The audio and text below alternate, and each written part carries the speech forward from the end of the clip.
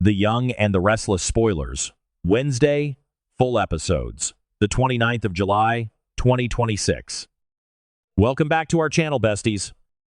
Today is a beautiful, sunny day to spill some absolutely scalding tea, and we are so ready to dive into the madness with you all. Grab your iced coffees, settle in, and let's get this chaotic party started. You guys, I am deceased. To stop what you are doing. I am literally shaking. Wait, we need to talk about this now. If you have not seen the latest episodes of The Young and the Restless, you need to literally pause your entire life, sit down, and prepare to have your soul ripped out of your body.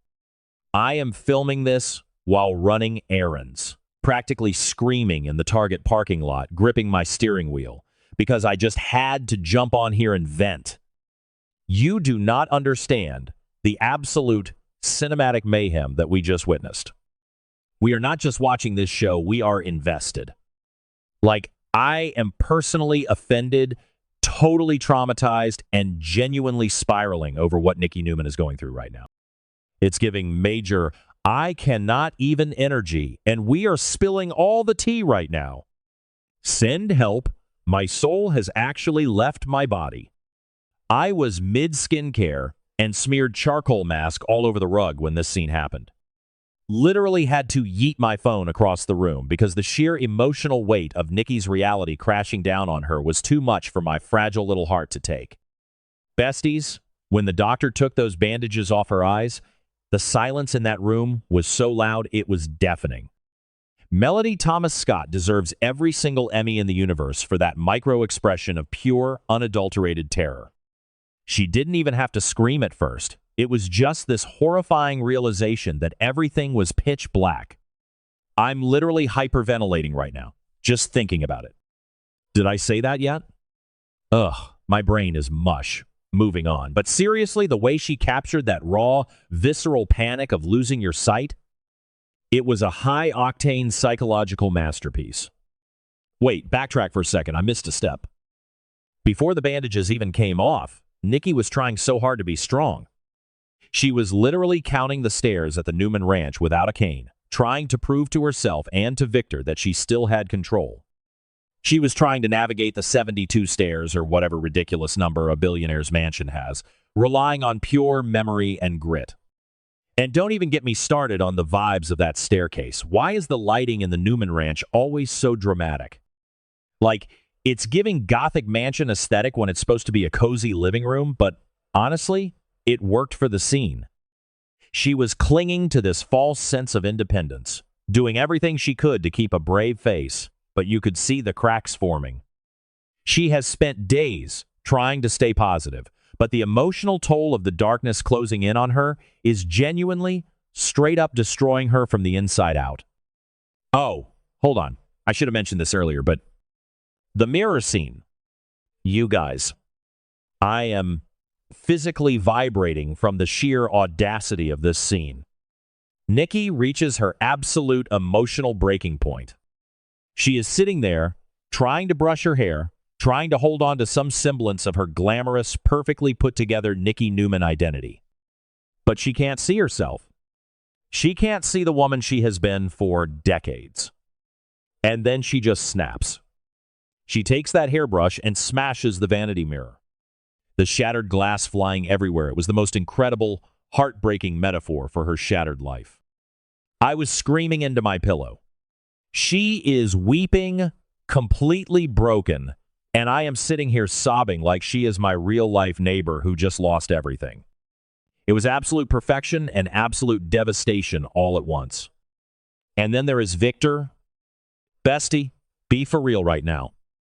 Victor is officially on my do not perceive list. I am so done with him.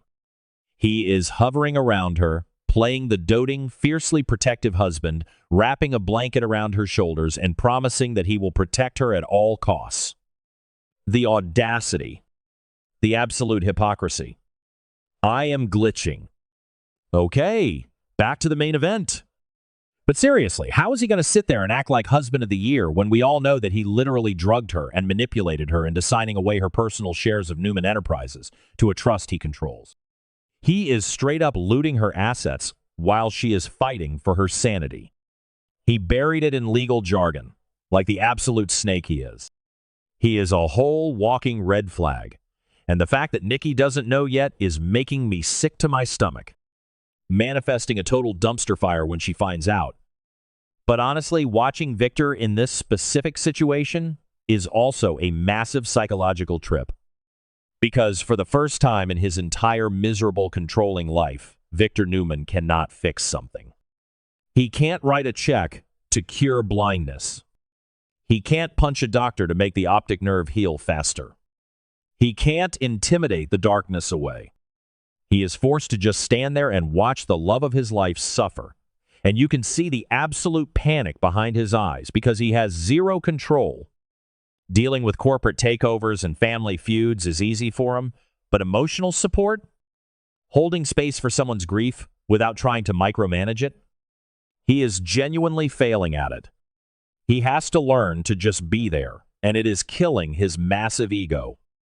Wait, I need to veer off into a completely random tangent for a second. Did anyone else notice the weird ticking clock noise in the background during the mirror smashing scene? Or was that just my own heart palpitating out of my chest? I swear, the sound design team was trying to subliminally stress us out even more. The ticking, the heavy breathing, the shatter of the glass, the weird shadows on the wall. It was like an indie horror movie, but make it daytime soap opera chic. Or maybe it was the sound of a decorative fountain? Y and R set designers are wild for that. Okay, snapping back to the main T. The reality is, Nikki is facing an incredibly dark emotional reality. She has to decide if she is going to allow herself to actually mourn the life she lost, or if she is going to keep putting up this fake, brave front until she completely shatters again. Let's just talk about Nikki's history for a second, because we have to put this in context to understand why this is so entirely destructive. This woman has survived literally everything. She survived alcoholism, she survived MS, she has survived being married to Victor Newman, which is a terminal illness in itself, let's be real. The iconic 80s hair, the shoulder pads, the resilience, she is a legend. But this threatens her fundamental independence. For a woman who has always relied on her sharp perception, her ability to read a room, and her flawless aesthetic, losing her sight is the ultimate theft of her identity. The stakes are astronomical. I am literally crying again just thinking about how vulnerable she is right now. She is entirely dependent on a man who is secretly betraying her financially. It is so unhinged. And the ripple effects, you guys, the entire Newman family is about to collapse like a house of cards in a hurricane. Let's start with Nick. Nick is already spiraling out of control, doing drugs, and threatening to unalive Matt Clark. Fentanyl and cocaine, besties. It's dark. Now he has to watch his mother, his absolute rock, crumble into a million pieces. Nick is going to go completely nuclear. I'm calling it the villain arc is about to go nuclear for everyone involved. If Nick sees his mom in this much pain, he is going to use it as an excuse to do something completely reckless and irredeemable. He is basically a walking time bomb, and Nikki's blindness is the match that is going to light the fuse. Then we have Victoria. Oh my God, Victoria is already suspicious of Victor. She knows something is off with the way he's handling Nikki's medical power of attorney. When she sees her mother this broken, Victoria is going to start digging. And don't even get me started on the vibes between Victoria and Kyle Abbott right now. Like, what is even happening there? They are sharing secrets in locked rooms and trauma bonding over Victor being a monster. If Victoria finds out what Victor did to Nikki's shares while Nikki was blind, she is going to burn Newman Enterprises to the ground and probably make out with Kyle in the ashes. I am totally living for the chaos, but also I am terrified. Even Adam is going to be dragged into this mess. The whole family is being forced to adapt to this new normal. Whether Nikki finds her confidence again or sinks deeper into this terrifying depression, the shockwaves are hitting every single person in Genoa City. Victor is trying to hold the family together with his iron fist, but he is losing his grip. The family dynamic is permanently altered. You can't just go back to arguing about boardrooms and mergers when the matriarch of the family is sitting in the dark, crying over a shattered mirror. The emotional gravity of this storyline is pulling everyone into a black hole, and honestly, none of them are equipped to handle this level of trauma. I am genuinely manifesting the most epic, tear-jerking, explosive confrontation in the history of daytime television when the truth comes out. Imagine the scene. Nikki, learning to navigate the world without her sight, completely vulnerable, suddenly discovers that Victor stole her company from under her nose. The betrayal. The absolute gut punch. She won't even be able to look him in the eye to tell him how much she hates him, which somehow makes it 10 times more dramatic. I am physically clutching my chest right now because I am too unwell to handle the anticipation. My grip on reality is slipping, besties. This is my entire personality now. I am literally going to call out of work tomorrow because I am too emotionally compromised to function in society. How am I supposed to answer emails when Nikki Newman is sitting in a mansion surrounded by broken glass and a lying husband? It is genuinely impossible. I cannot stop talking about this.